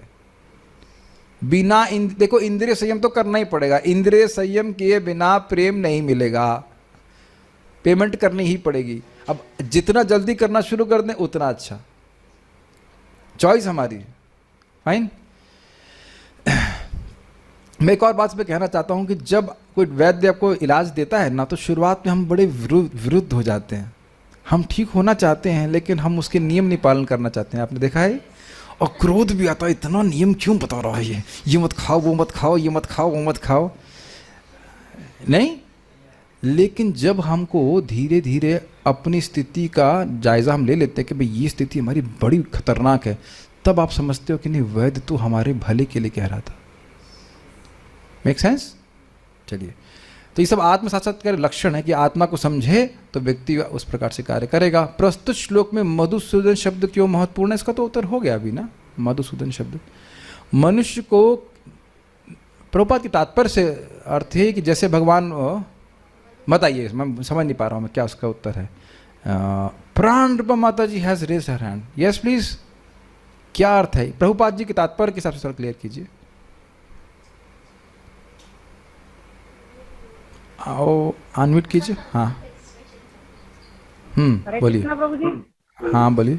मधुसूदन शब्द भगवान को इंगित कर रहा है, क्योंकि उन्होंने मधु नामक असुर को मारा था और भगवान अपने मधुर शब्दों से अर्जुन का मोह दूर कर रहे हैं, दिव्य ज्ञान के द्वारा शोक दूर कर रहे हैं। ठीक है, सही उत्तर है। नेक्स्ट, मनुष्य को किस प्रकार नहीं बचाया जा सकता एवं श्रील प्रभुपाद जी करुणा के सही प्रयोग को किन उदाहरण द्वारा समझा रहे हैं? वर्षा माता ji, you want to answer this?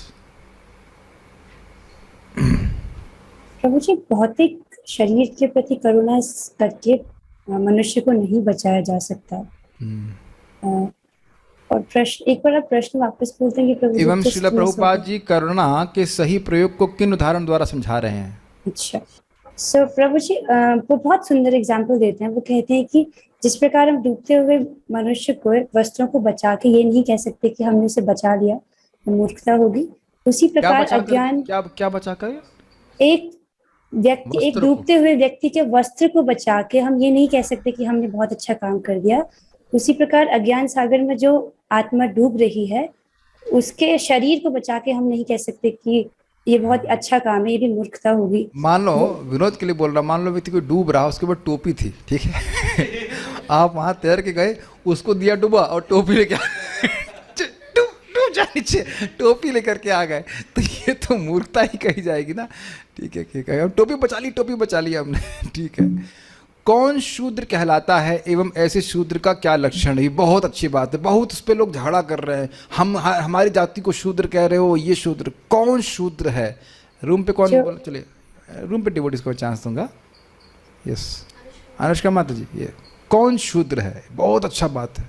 क्या ये केवल जाति के अनुसार है? हाँ जी।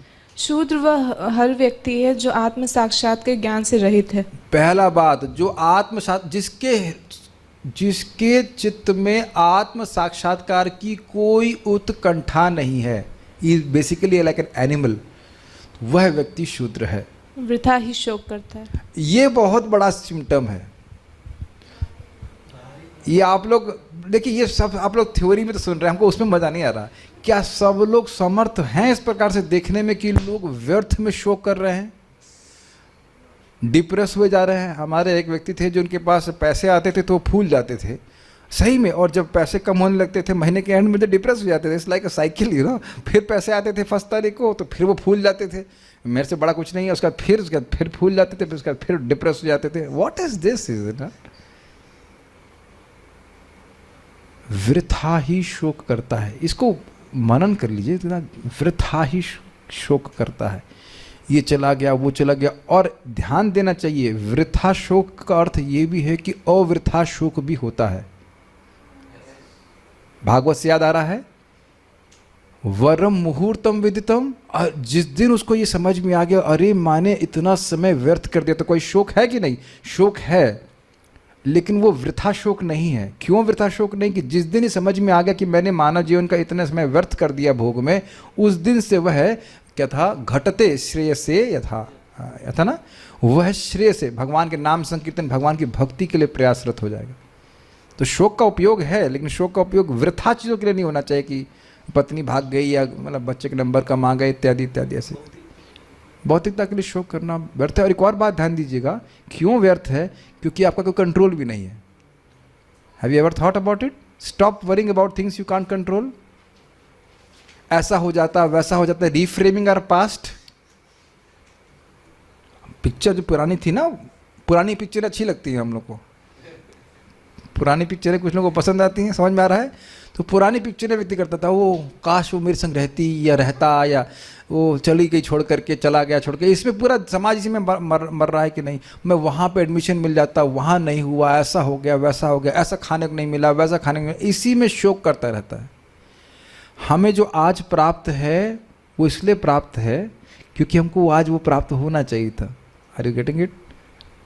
Everyone is eating his own soup and Krishna is the cook.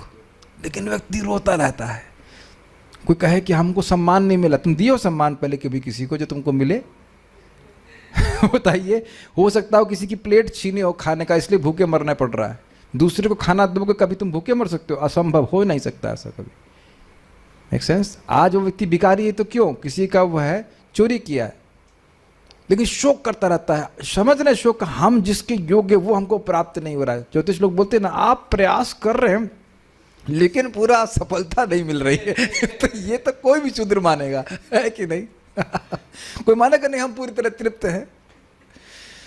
तो ये अपने चित्त में देखना चाहिए, भक्ति में हम आगे बढ़ रहे हैं तो इस प्रकार के शोक से व्यक्ति अभिभूत नहीं होगा। ठीक है, भगवान की कृपा से शरीर पर कपड़ा है ही, और कफन आने से पहले कुछ कपड़ा तो है ना, और प्रसाद मिल रहा है, शरीर में चल रहा है, भगवान का भजन कर पा रहा हूँ, तृप्त रहता है। ये ब्राह्मण का लक्षण।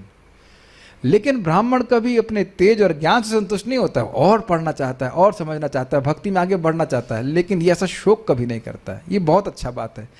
तो आप लोग कभी भी, मैं इसलिए थोड़ा समय दे रहा हूँ, जब भी किसी एडवाइज़र को लीजिए, सुना अपना से अपनी सिक्योरिटी काउंसिल में, तो देख लीजिए कि कहीं शूद्रों से घिरी हुई सिक्योरिटी काउंसिल तो नहीं है हमारी। Make sense?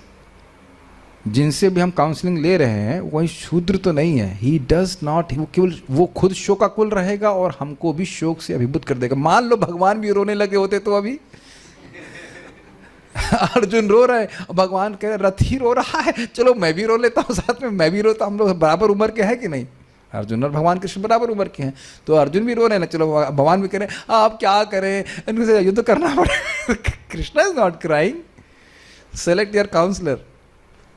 He should not be a शूद्र।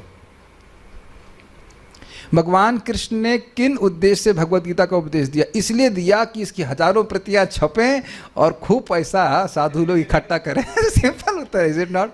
रूम के डिवोटी को विपिन प्रभु ने आंसर कर दिया है। कोई और करना चाहता है? पांडे जी बोलिए, क्यों दिया?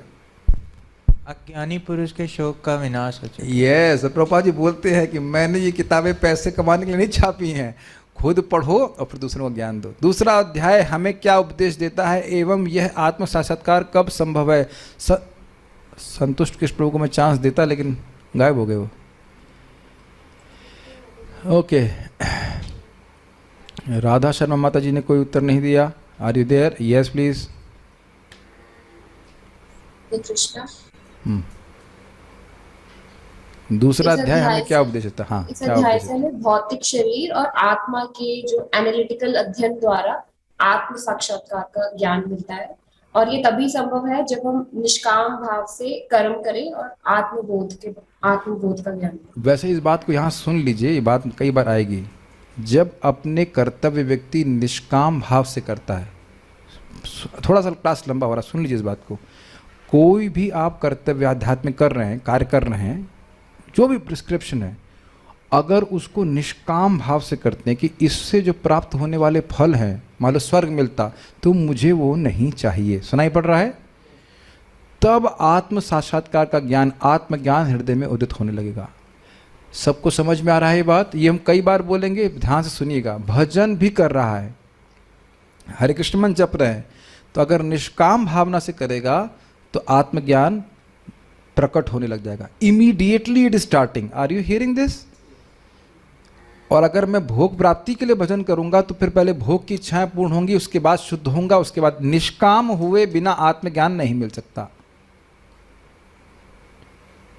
तो इसलिए हम ये जब सुन रहे हैं तो आप देख रहे हैं हमारे विवेक का निर्माण हो रहा है कि जब मैं शरीर नहीं हूं तो शरीर को प्राप्त होने वाली वस्तुओं के लिए मैं भजन क्यों करूं, जो कि मुझे अपने आप ही कर्मानुसार प्राप्त हो जाएंगी। Is it hitting you? और ये बहुत इंपॉर्टेंट है इसलिए गीता सुनना। और जो मुझे आज तक भौतिक वस्तुएं प्राप्त हुई, उन्हें मुझे संतुष्टि क्या प्रदान कर दी, तो उसके लिए भगवान का नाम का उपयोग करूंगा, ये तो मूर्खता है। यद्यपि शास्त्र बोल रहा है कि तुम्हारी जो भी इच्छा है हरि नाम करो तो ठीक है, इवेंचुअली तुम शुद्ध हो जाओगे, लेकिन विवेकी व्यक्ति तो सही तरह से उसका उपयोग करेगा ना, कि मैं हरि नाम को जितनी सर्वश्रेष्ठ साधना है उसको सर्वश्रेष्ठ वस्तु को प्राप्त करने के लिए करूँ ना। ये भौतिकता की वस्तु को प्राप्त करने का क्या फायदा हुआ? आपको ये बात बहुत सिंपल लग रही है, but this is a key thing in self realisation. हमारा इंटेंशन क्या है ये बहुत महत्वपूर्ण है, उसके अनुसार व्यक्ति की प्रगति होती है। Okay, attitude. अर्जुन के दौर्बल्य को प्रकट करने वाले 3 लक्षणों को श्लोक से अर्थ सहित बताइए। Will ask from Zoom devotees, who would like to answer? Janaki माता ji? No, you don't know this? Okay. Tanubha माता ji, she is new, you know, you don't know? लोग बड़े चालू हैं, लोग हाथ नहीं खड़ा करेंगे तो पूछेंगे। चलिए ठीक है। अमल कृष्णा और रंजना माता ji, yes, she will tell us a new story. Yes please बताइए। ठीक है। हरे कृष्णा प्रभु जी। प्रभु जी, अर्जुन के दौर्बल्य को प्रकट करने के लिए एक तो वो करुणा से अभिभूत है, दूसरा वो आंसुओं से पूर्ण है, और तीसरे व्याकुल नेत्रों वाले हैं। विषिदंतम होगा माता जी। देखिए सही बोला आपने, एक तो करुणा से अभिभूत हो गए, मतलब ये हृदय की स्थिति को वर्णन कर रहा है। आंखें व्याकुल हैं और अश्रु से भरी हुई, तो आंखों की स्थिति को वर्णन कर रहा है। और विषिदंतम, शोक से अभिभूत है। जी। अरे तो बहुत सारे प्रश्न, मुझे लगा प्रश्न समाप्त हो गए थे। ओह, वास्तविक करुणा किसके प्रति की जानी चाहिए? तो इजी है, शरीर के प्रति मन के प्रति, आत्मा के प्रति। अरे जिसको तुमने देखा ही नहीं उसके प्रति करुणा क्या करेंगे? जिसको तुमने कभी देखा ही नहीं उसके प्रति करुणा कैसे करेंगे? ये अब मैं इस प्रश्न को घुमा देता हूँ। वर्षा माता जी वांट टू आंसर? ओके। हरे कृष्ण प्रभु जी। तो वास्तविक करुणा शाश्वत आत्मा के प्रति होनी चाहिए, क्योंकि पहला तो जीव जो भगवान के पार्षद बनने के योग्य है, वो बेचारा यहाँ जीवात्मा बन के इन सड़े हुए शरीरों में कष्ट भोग रहा है। आपको मैं दिख रहा हूँ आपको? जी, मतलब आपका शरीर दिख रहा है। हाँ दिख रहा है। तो अब जब मैं दिख ही नहीं रहा हूँ तो आप मेरे पे करुणा कैसे करेंगे? पर आप चेतन तो है ना, अगर आप नहीं होते तो आपके शरीर की वैल्यू 0 होती, अभी बताया। अग्रीड। तो चेतन तो समझ में आ रहा है कि ये यहाँ से ही बात शुरू होगी, आत्मा का ज्ञान यानी चेतना का ज्ञान। यद्यपि दिख नहीं रहा है लेकिन प्रभाव दिख रहा है। जैसे कि बिजली अभी आ रही है, कैसे आ रही है? पंखा चल रहा है, पंखा आप नहीं चला रहे हैं, हाथ से घुमा घुमा के नहीं चला रहे हैं, तो बिजली नहीं दिख रही, लेकिन बिजली का प्रभाव दिख रहा है, और इस प्रभाव को कितना मैनिपुलेट किया जाता है। तो आत्मा यद्यपि इस समय अंडरलाइन नहीं दिखाई पड़ रही, लेकिन आत्मा का प्रभाव दिख रहा है, और यही शिक्षा दी जाती है आत्मज्ञान। तब आत्मा का ज्ञान इस प्रकार से होने से व्यक्ति फिर शास्त्र के द्वारा सुनता है कि आत्मा की करुणा किस प्रकार से होगी। आत्मा के प्रति करुणा का मतलब है आत्मा को भगवान से कनेक्ट किया जाए, तब आत्मा सुखी होती। यद्यपि भले हमें आत्मा भी दिख नहीं रही है, लेकिन एक्चुअली दिख भी रही है। करंट है ना? क्यों भाई रूम डिवोटीज, करंट है ना यहाँ पे? दिख रहा है? क्या बोलेंगे? दिख रहा है, नहीं दिख रहा है? आपको दिखाई नहीं पड़ रहा फैन चल रहा है? समझ गए ना? यस, तो दिख भी रहा है और नहीं भी दिख रहा है, दोनों बातें। प्रभाव दिख रहा है यद्यपि आपको करंट नहीं दिखाई पड़ रहा, तो इसलिए वी कैन डू दैट। ज्ञान होने से व्यक्ति आत्मा पर करुणा कर पाएगा। अर्जुन की अत्यधिक करुणा क्या प्रदर्शित कर रही थी? यहां कौन बताएगा? रूम में से कोई व्यक्ति? थक गए क्या सारी आत्माएं? आप लोग शाश्वत हो, ये क्लास इटर्नली चल सकती है। अर्जुन की अत्यधिक करुणा प्रॉम्प्ट किया है। ओके, बोलिए बोलिए। भूल गई साधना माता जी। हरे कृष्णा प्रभु जी, एक तो मतलब उनकी दुर्बलता से पता चल रही है, दूसरा वैराग्य पता चल रहा है, और तीसरा ये पता चल रहा है कि वो शक्ति धर्म से विमुख हो रहे हैं, अपने कर्तव्य से विमुख हो रहे हैं। ठीक है, आत्म तत्व के प्रति विपरीत बुद्धि थी, मतलब वो करुणा उनकी शरीर के प्रति हो रही थी, ये प्रदर्शित कर रहा है। अर्जुन तो क्षत्रिय थे, तो वह किस प्रकार वे शूद्र जैसा आचरण प्रकट कर रहे थे जिसकी आशा उनसे न थी? कोई उत्तर? क्षत्रिय होने, यस, गिव द माइक। वे शूद्रों जैसा व्यवहार कर रहे थे और आत्मज्ञान को नहीं समझ रहे थे, भौतिक शरीर से पहचान कर रहे थे। और अगर आपको याद हो प्रथम अध्याय में, जिन लोगों के लिए हम ये राज्य चाहते हैं, कांक्षितन्नो राज्यम भोग सुखाने चाह, वही तो तय में वस्तुतः युद्धे प्राणांस त्यक्त्वा धनानि चाह, वही तो मरने के लिए आए हैं। क्या ये सब बातें नहीं बोलते हैं लोग? अरे हमारा लड़का चला गया, उसी के लिए तो सब हम इकट्ठा किए, तो ये ब्रह्मचारी बन गया, ये वो, तो अब यही शारीरिक चेतना है जिसके लिए हम जी रहे हैं। ऐसे तो बातें बोलते हैं कि नहीं लोग? तो ये सब रहता है। Okay, so will stop here. We must be aware that we have a long chapter to do पारायण। सब 72 श्लोक है, तो सब लोग अभी भेजना है पारायण फल। सो विल स्टॉप हियर।